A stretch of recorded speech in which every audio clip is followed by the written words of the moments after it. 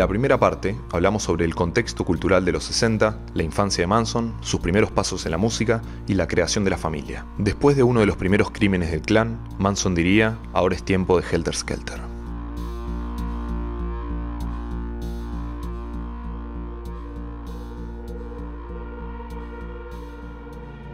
El siguiente crimen ocurrió pocos días después. En la noche del 8 de agosto de 1969, Manson envió a Tex Watson, junto a Susan Atkins, Linda Kasabian y Patricia Krenwinkel, a una lujosa casa en Beverly Hills, propiedad del productor discográfico Terry Melcher, con quien Manson habría tenido algunos desencuentros. Manson ordenó a Watson destruir a todos los que estén ahí, y de la forma más violenta posible. Pocos meses atrás, la casa había sido alquilada por el director Roman Polanski y su esposa, la actriz Sharon Tate. De apenas 26 años, proyectaba seguir haciendo una exitosa carrera cinematográfica. En este momento estaba embarazada de 8 meses y medio. Habiéndoles cortado los cables telefónicos, la familia interrumpió en un encuentro en la casa, en la que había 3 invitados provenientes de la industria: Jay Sebring, Wojciech Frykowski y Abigail Folger. Roman Polanski no estaba presente. En ese momento se encontraba trabajando en una nueva película en Europa, posiblemente Macbeth, que sería estrenada en 1971.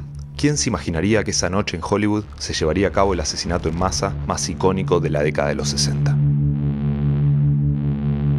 Antes de entrar, la familia interceptó a un estudiante de 18 años, llamado Steven Parent, a quien mataron a balazos. Ingresando a la casa, primero se encontraron con Wojciech Frykowski. Tex Watson le dijo que él era el diablo y que venía a hacer los negocios del diablo. Tate y Sebring fueron colgadas de una viga, con una soga al cuello, en el medio de la sala de estar. Tex Watson le disparó a Sebring y le pateó la cara repetidas veces, rompiéndole la nariz y la cuenca del ojo. También lo acuchilló 7 veces. Entre Susan Atkins y Watson asesinaron a Frykowski, quien recibió 2 tiros y 51 cuchillazos. Abigail Folger tuvo un destino similar. Patricia Krenwinkel y Tex Watson le proporcionaron una cantidad de 28 cuchillazos. La única que quedaba viva era Sharon Tate, colgada. Rogaba por su vida, ofreciéndose como rehén, solo para salvar a su bebé. No tuvieron misericordia alguna. Fue acuchillada 16 veces y murió junto a su criatura. Antes de retirarse, y bajo la dirección de Manson de dejar una huella sugestiva en la escena del crimen, Susan Atkins escribió Pig, con la sangre de Tate, en la puerta de la casa. Lógicamente el crimen tuvo repercusión a nivel nacional. Algunos dicen que ese día puso abruptamente fin a la década dorada de los 60. Una semana después, se produciría un evento histórico, el Festival Musical de Woodstock.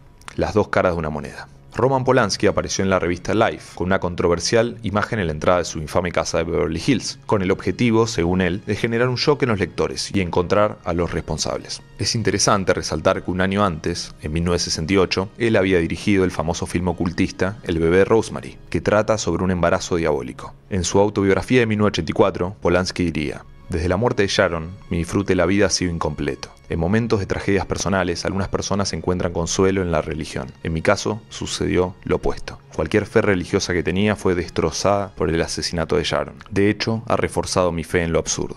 El director estuvo viviendo en Los Ángeles hasta la resolución del caso y terminó regalando todas sus posesiones, como reminiscencias a la etapa más feliz de su vida. Finalmente se fue del país para evitar los cargos criminales por la violación de una chica de 13 años.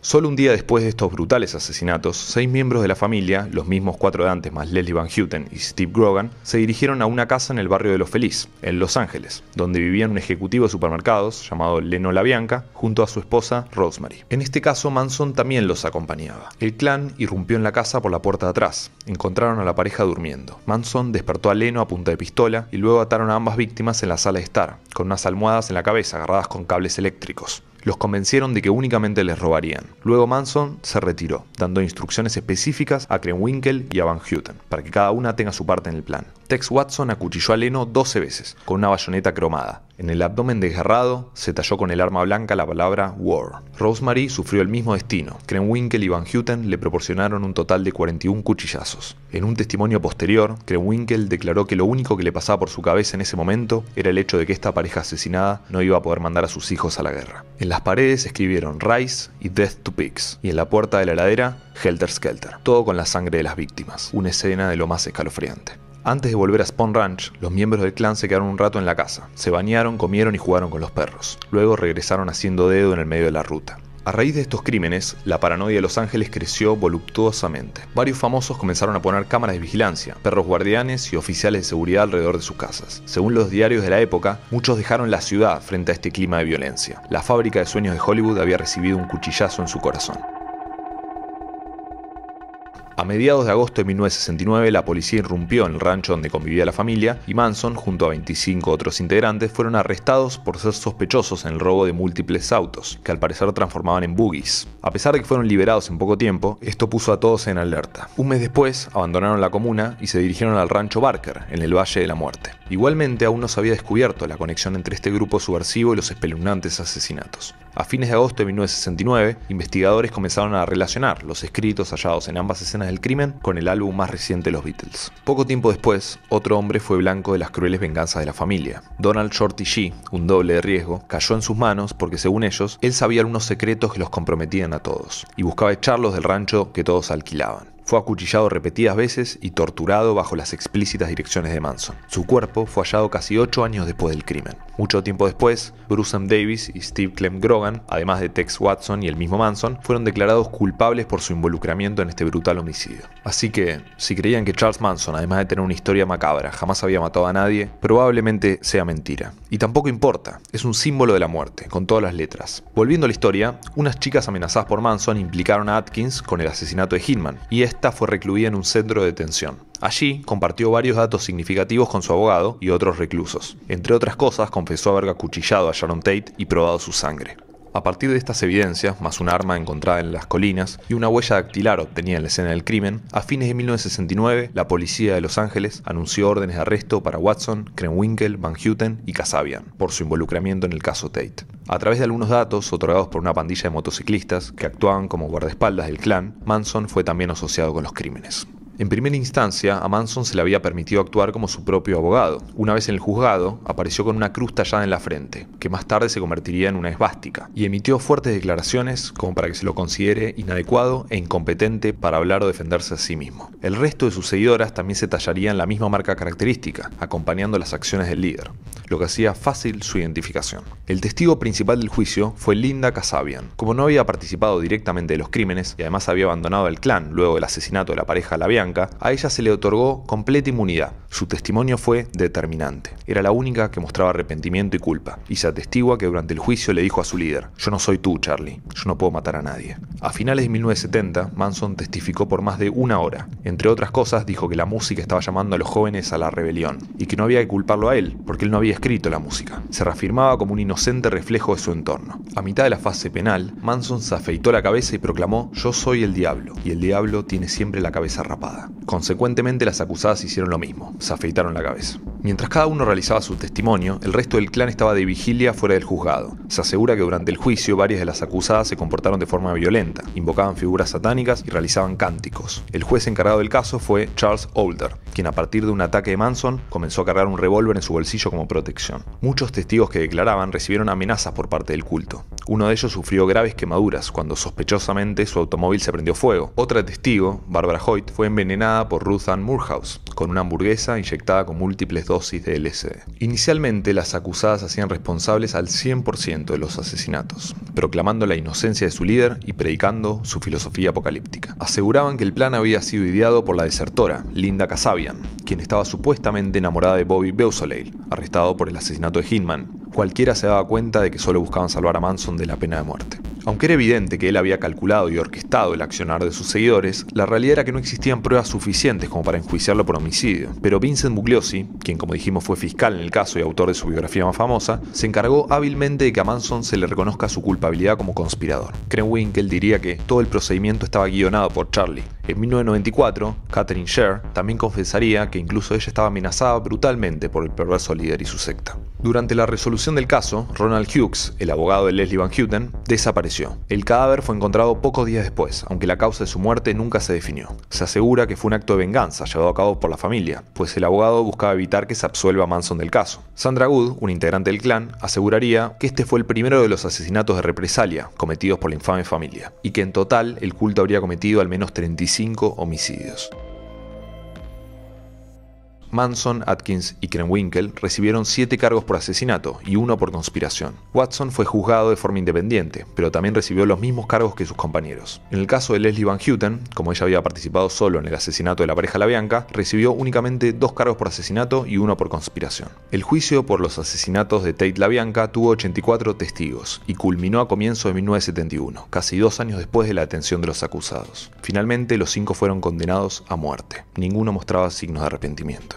Para su sorpresa, en 1972 se abolió la pena de muerte en el estado de California, así que todos los integrantes procesados hasta el momento recibieron cadena perpetua. En su vuelta definitiva a la cárcel, el discurso de Manson fue progresivamente perdiendo influencia. Estuvo involucrado en venta de drogas, realizó algunas grabaciones musicales y en una oportunidad un recluso lo intentó prender fuego, generándole quemaduras de primer y segundo grado en el 20% de su cuerpo. Finalmente consiguió unirse a una pandilla carcelera llamada Hermandad Aria, ocupando un rol sumiso dentro del grupo. En la época fue apoyado por varios grupos neonazis, entre ellos la Universal Order y también por satanistas que lo veían como el mismísimo Lucifer. Respecto a su familia, Susan Atkins reveló haber visto a Jesús dentro de su celda y junto a Tex Watson y Catherine Sher se convirtieron al cristianismo. En su búsqueda de redención, Atkins publicó el libro Child of Satan, Child of God, y Tex Watson, Will You Die For Me. En este último, Watson le echa toda la culpa a la influencia de Manson, y también reconoce haber estado bajo los efectos del LSD durante los asesinatos. Robert Ressler, un agente del FBI encargado de acuñar el término asesino serial, dijo que Manson no ordenó los asesinatos claramente, sino que creó un clima en el que los discípulos sabían qué hacer para complacerle y deseaban hacerlo. Aún estando los principales responsables detrás de las rejas, varios integrantes del culto continuaron cometiendo algunos crímenes en favor del ideal Helter Skelter. A finales de 1972, el cuerpo del veterano de guerra James Willett fue encontrado en Guerneville, California. Meses antes, la familia había usurpado su casa con el objetivo de extorsionarlo y ocupar su vivienda. Supuestamente habían obligado a Willett a cavar su propia tumba, justo antes de morir a balazos. Su automóvil fue encontrado fuera de una casa en donde vivían varios seguidores. El cadáver de la mujer de Willett fue encontrado en el sótano de la casa, con un disparo en la cabeza. La hija de la pareja asesinada estaba viva y convivía amenamente con el clan. La policía irrumpió en la vivienda y cometió numerosos arrestos.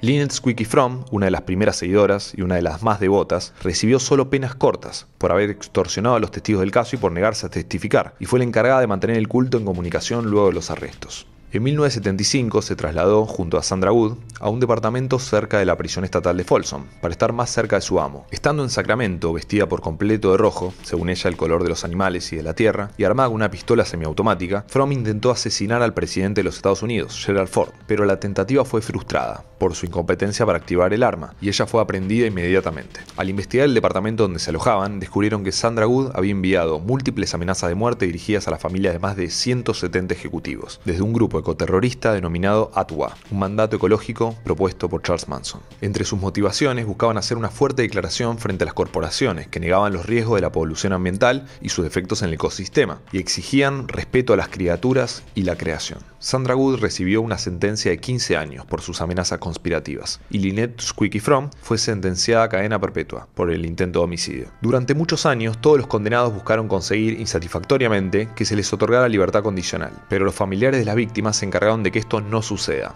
La madre de Sharon Tate, Doris, eventualmente se volvería un embajador en la defensa de los derechos de las víctimas de crímenes violentos. En el momento de mayor notoriedad, en 1970, el productor Phil Kaufman sacó al mercado 2000 copias del disco titulado Lie, The Love and Terror Cult, compuesto por 14 grabaciones musicales escritas e interpretadas por Charles Manson, acompañado vocal e instrumentalmente por varios integrantes del clan. Muchas de las canciones provienen directamente de las sesiones en el estudio de los Beach Boys. El disco de vinilo posee elementos del folk rock y la psicodelia, y originalmente incluía las firmas de múltiples presidiarios y convictos apoyando a Manson y a la familia. Muchos críticos reconocieron algunos aspectos artísticamente llamativos en sus canciones e identificaron conexiones entre las letras y las formas en las que Charles Manson manipulaba a sus seguidoras, en particular Look at Your Game Girl. La tapa del disco es una explícita parodia a la icónica portada de la revista Life, del 19 de diciembre de 1969. Charles había estado sumamente entusiasmado con la publicación del disco, al punto que llamaba continuamente a Kaufman desde la cárcel para enterarse de las novedades. Años más tarde, Manson diría que produjo todo por $7 y que su verdadera música no estaba grabada. Estando en su celda, con una grabadora portátil, grabó también varias otras composiciones. Su último álbum, One Mind, fue lanzado en el 2005 e incluye poesía, canciones y palabra hablada. Su legado se ve en las letras de numerosas bandas musicales, como Los Ramones, Black Flag y Ozzy Osbourne. También muchas otras realizaron covers y sampleos de sus canciones. Guns N' Roses, Gigi Allen, Rob Zombie, The Lemonheads, Crispin Glover, The Brian Johnson Massacre, Davendra Banhart y, lógicamente, Marilyn Manson. En 1970, la revista Rolling Stone lo puso en su portada y lo definió como el hombre más peligroso de todos. Se dice que inicialmente un editor de la revista pensaba defender su inocencia. Era indiscutible el poder magnético de este psicópata, que se asemejaba en apariencia a Jim Morrison o a Jerry García, y que había puesto en jaque a toda una década. A lo largo de los años, Manson se ha prestado a varias entrevistas. En una ocasión dijo: "Supuestamente soy responsable de hacer que todas estas personas hicieran lo que hicieron, de tener este poder absoluto de llevar a la gente a la destrucción. El poder de un presidente que puede poner a sus tropas en el campo, llevarlos a matar y a matarse, por mí. Soy un gobierno en sí mismo, con la carta del líder de un culto hippie. El Charlie Manson que han creado no soy yo, es solo una ilusión en sus cabezas". En otra oportunidad le preguntaron su opinión acerca del asesino Ted Bundy, que fue ejecutado en 1989, y él contestó: "Bundy es el nene de mamá. Bundy está ahí afuera tratando de probarle algo a su propia virilidad. Eso no tiene nada que ver conmigo". Su caso fue el núcleo de numerosas notas periodísticas, libros, series, musicales, películas y documentales. En 1996, una página de internet sobre Manson fue fundada por dos seguidores, George Stimson y Sandra Good, quien había sido ya liberada de su condena. Después de la muerte de Susan Atkins en el 2009, quien llevaba casi 40 años en prisión, Patricia Krenwinkel se convirtió en la presa más longeva de la ciudad de California. Aún hoy, en el 2019, sigue tras las rejas. Charles Manson pasaría el resto de sus días en la prisión estatal de Folsom, en California, en general acompañado de mujeres. Fue diagnosticado con esquizofrenia paranoide. Jamás mostró remordimiento. Nunca se sintió realmente culpable. Para él solo era un reflejo negativo de la sociedad en la que había nacido. En esa misma cárcel murió el 19 de noviembre del 2017, de un paro cardíaco, junto con complicaciones causadas por un cáncer de colon. Tenía 83 años. Había pasado casi toda su vida encerrado. De alguna forma podría ser visto como un Frankenstein del sistema penitenciario. Habría que preguntarnos si con su muerte se fue también la fascinación cultural que se generó alrededor de su errática imagen, un símbolo monstruoso de depravación, maldad, violencia y locura.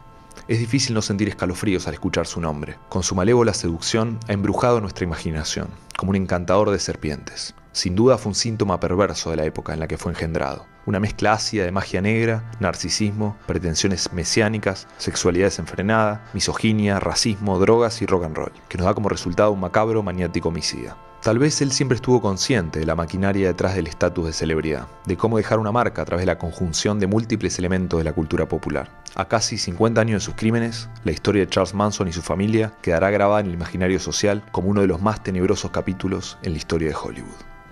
Bueno, esto ha sido todo por hoy. Si les gustó el video, no se olviden dejar un like abajo, suscribirse a Zepfilms y compartir el video con sus amigos. Mi nombre es Tomás González Montalvo y nos veremos en el próximo video.